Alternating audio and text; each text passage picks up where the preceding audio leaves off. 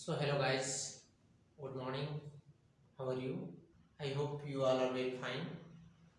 So आज आज हम आपके लिए लेकर के आए हैं एक नया टॉपिक और वह है narration. Most of the students face difficulties in this topic, but right now I am going to make you feel comfortable. तो नरेशन का मतलब तो आप लोग जानते होंगे. Narration is a way of expression. किसी भी बात को हम दो तरह से कह सकते हैं. एक जो वक्ता द्वारा कहा गया है उसकी बात को हम किसी के सामने ज्यों का त्यों रख देते हैं, that is called direct narration. And the other is हम वक्ता के कहे हुए बात को ग्रामेटिकली तोड़ मरोड़ कर प्रस्तुत करें, उसे हम कहते हैं इनडायरेक्ट नरेशन. तो डायरेक्ट नरेशन के दो पार्ट होते हैं. एक होता है रिपोर्टिंग वर्ब और दूसरा होता है रिपोर्टेड स्पीच. रिपोर्टिंग वर्ब हम इन्वर्टेड कामाज के बाहर वाले भाग को कहते हैं, जबकि रिपोर्टेड स्पीच इन्वर्टेड कामाज के अंदर वाले भाग को कहते हैं. तो सबसे पहले हम आपको संक्षिप्त में कुछ बताना चाहेंगे कि जब हमें डायरेक्ट को इनडायरेक्ट में चेंज करना होता है तो किन किन नियमों का पालन करना होता है. तो हमें डायरेक्ट को इनडायरेक्ट में चेंज करने के लिए कुछ जनरल और कुछ स्पेशल नियमों का सहारा लेना पड़ता है. तो ये जो नियम है इसको पहले आप लोग ध्यान से समझिए कि पहला पॉइंट ये है कि रिपोर्टिंग वर्ब में आए निम्न को निम्नानुसार बदल देते हैं. रिपोर्टिंग वर्ब में अगर ये सब आई होंगी तो इसको इसमें और इन सबको इसमें चेंज कर देंगे हम. जैसे अगर से होगा तो से को तो से में रहने देंगे. रिपोर्टिंग वर्ब में अगर से होगा तो से को से में ही रहने देंगे. से टू होगा तो उसको टेल में बदल देते हैं. सेज होगा तो सेज को सेज में ही रहने देते हैं, जबकि सेज टू होता है तो उसको टेल्स में बदल देते हैं. सैड रहेगा रिपोर्टिंग वर्ब में तो सैड ही रहने देंगे, और सैड टू होगा तो टोल्ड में बदल देंगे.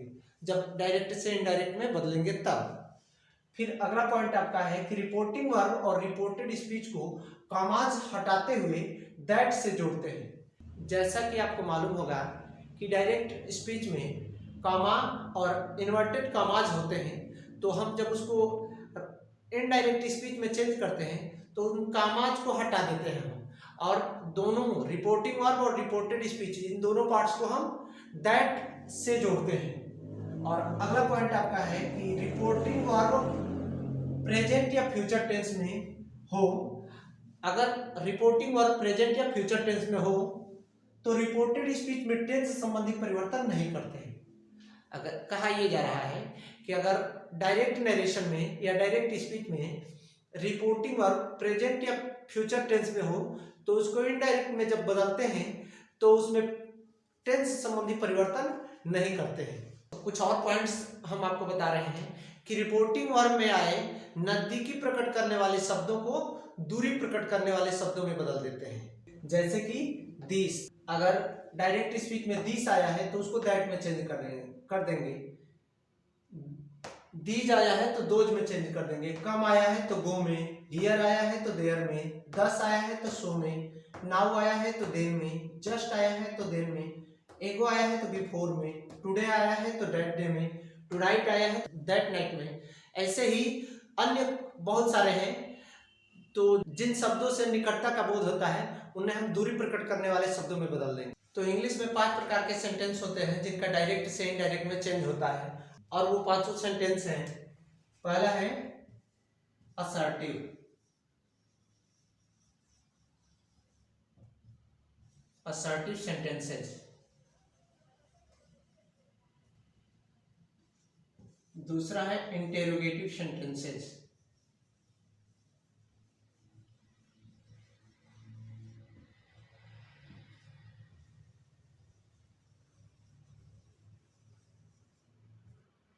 तीसरा है इंपरेटिव सेंटेंसेस.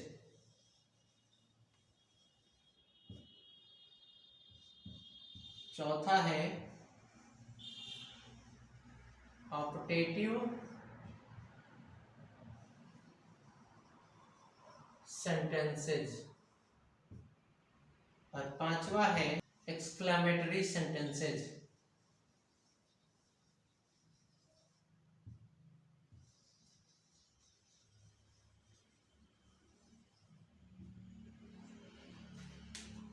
इंग्लिश के ये 5 सेंटेंसेस हैं जिनके डायरेक्ट स्पीच को हम इनडायरेक्ट स्पीच में चेंज करते हैं। पहला असर्टिव, दूसरा इंटेरोगेटिव, तीसरा इंपेरेटिव, चौथा ऑप्टेटिव और पांचवा एक्सक्लेमेटरी।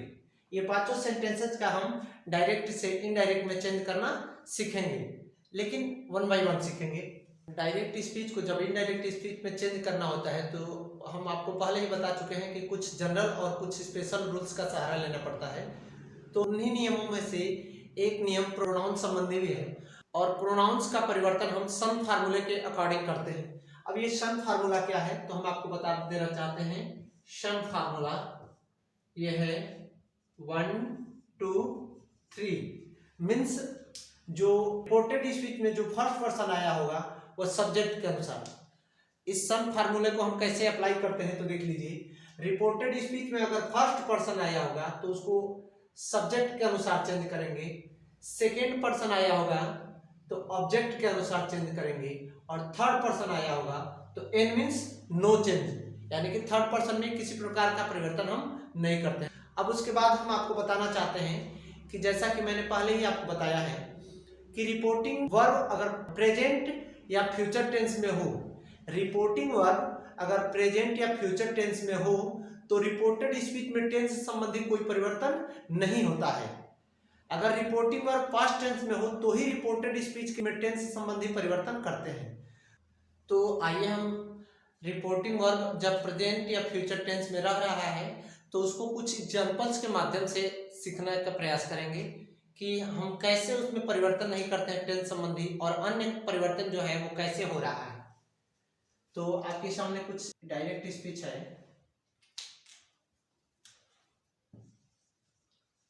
राम सेज टू मी,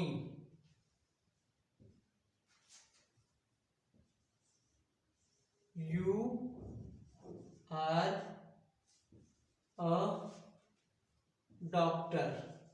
तो इसका इनडायरेक्ट हो जाएगा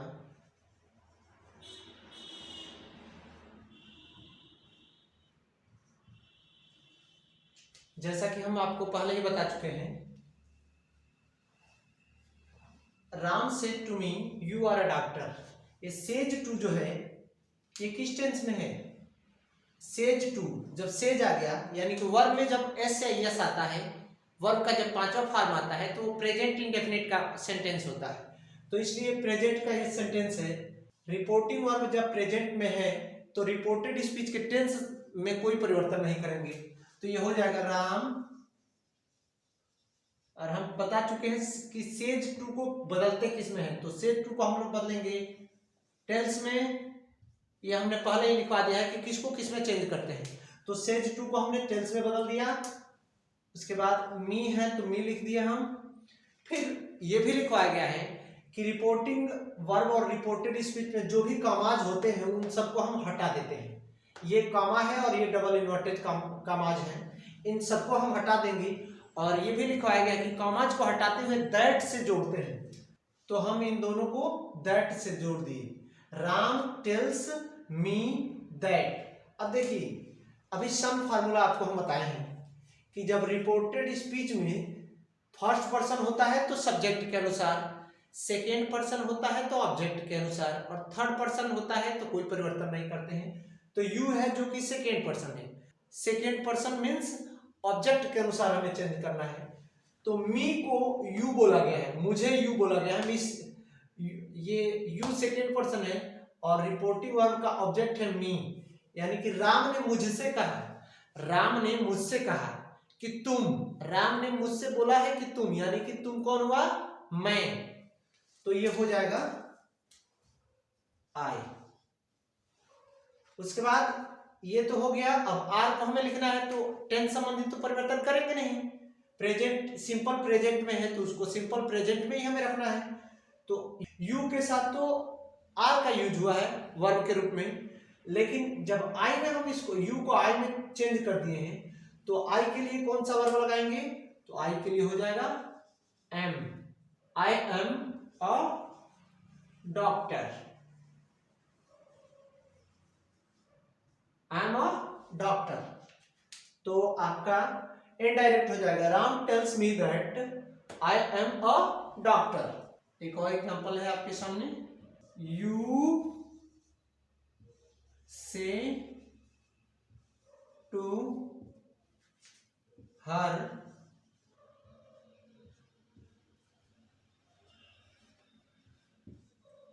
you are not good. Direct है, you say to her you are not good. तो देखिए इसका इनडायरेक्ट हम कैसे बनाएंगे।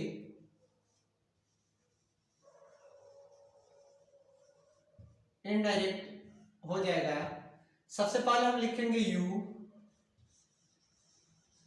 उसके बाद आपको बता चुके हैं कि से टू को किस में चेंज करते हैं, तो से टू को हम चेंज कर देंगे टेल में। से टू आया है मीन्स ये प्रेजेंट टेंस का है, तो जब प्रेजेंट टेंस का है तो रिपोर्टेड स्पीच में प्रोनाउन संबंधी परिवर्तन के अलावा टेंस संबंधी कोई परिवर्तन नहीं करेंगे। तो यू से टू को हमने टेल में बदल दिया, हर को लिख दिया। अब इन्वर्टेड कामाज और कामा को हटाएंगे तो इन दोनों को हम जोड़ देंगे दैट से। अब फिर आ जा रहे हैं हम प्रोनाउन संबंधी परिवर्तन पे। यू को हम किस में चेंज करेंगे ये ध्यान देना है।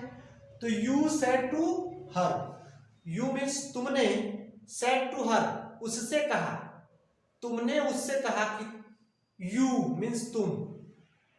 सपोज आपने उसको बोला कि तुम, यानी कि यही, ये सेकेंड पर्सन है और सेकेंड पर्सन ऑब्जेक्ट के अनुसार चेंज होगा।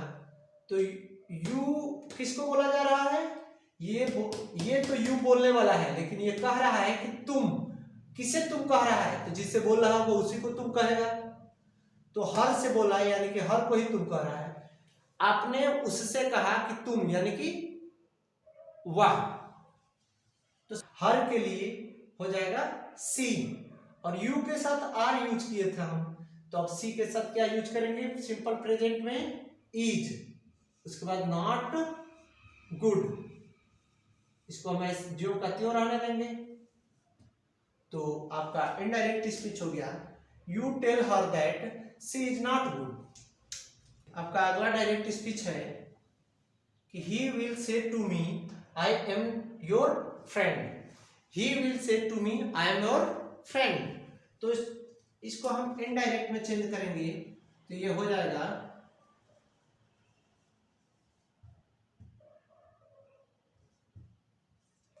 ही है तो इसको हम ऐसे लिख देंगे ही, और विल आ गया तो जान लीजिए कि ये फ्यूचर टेंस का वाक्य है।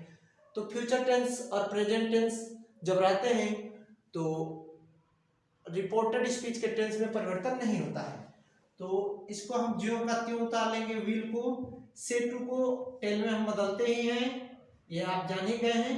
मी को भी वैसे ही लिख देंगे, कॉमा जब हटाएंगे तो दैट से जोड़ना पड़ेगा। अब फिर आ गया प्रोनाउन संबंधी परिवर्तन, ही विल से टू मी, बोलने वाला कौन है, ही, और किससे बोला जा रहा है, तो मी से बोला जा रहा है। ही बोल रहा है मी से कि मैं, अगर ही कह रहा है कि मैं यानी कि कौन, स्वयं ही, या ऐसे जानिए आप सन फार्मूला से जानिए तो ये आई फर्स्ट पर्सन है और फर्स्ट पर्सन सब्जेक्ट के अनुसार चेंज होता है। तो ही को, ही जब खुद बोला है कि मैं यानी कि ही, तो आई को हम चेंज कर देंगे ही में, और आई के साथ एम था तो ही के साथ हो जाएगा इज। अब ही बोला है मुझसे, वह किससे बोला है, मुझसे बोला है कि तुम्हारा फ्रेंड, मतलब मेरा फ्रेंड। ही बोला है मुझसे, अगर ही कोई है वह मुझसे बोला है कि तुम्हारा मित्र, मतलब किसका मित्र, तो मेरा मित्र। तो योर के जगह पर माई हो जाएगा, माई फ्रेंड। तो आपका इनडायरेक्ट स्पीच हो जाएगा, he will tell me that he is my friend. Direct speech है कि Arpita says I do not abuse anyone, तो इसका इनडायरेक्ट हो जाएगा,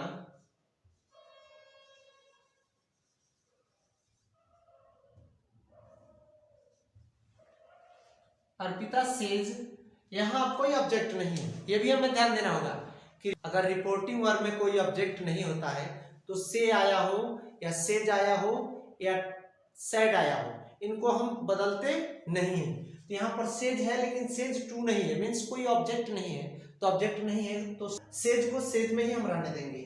तो ये इनडायरेक्ट हो जाएगा अर्पिता सेज। अब कामाज को हटाएंगे तो जोड़ेंगे दैट से। अर्पिता सेज जोड़ दिए हम, कामाज हटाए तो दैट से जोड़ दिए। अब फिर यहां समझने वाली बात है कि अर्पिता बोल रही है, बोलने वाला कौन है? अर्पिता है। अर्पिता कह रही है कि मैं किसी को गाली नहीं देती हूँ। तो गाली कौन नहीं देता है? तो खुद अर्पिता नहीं देती है, क्योंकि वो बोली है कि मैं किसी को गाली नहीं देती हूँ। तो यहाँ मैं किसके लिए है? अर्पिता के लिए। तो अब प्रोनाउन क्या हो जाएगा? सी। अर्पिता जब खुद बोली है कि मैं, यानी कि वही अर्पिता ही, तो सी। और आई के साथ तो डू नॉट का यूज किया गया है, बट जब सब्जेक्ट सिंगुलर हो जाएगा तो डू नॉट नहीं बल्कि डज नॉट का यूज करेंगे हम। Does not abuse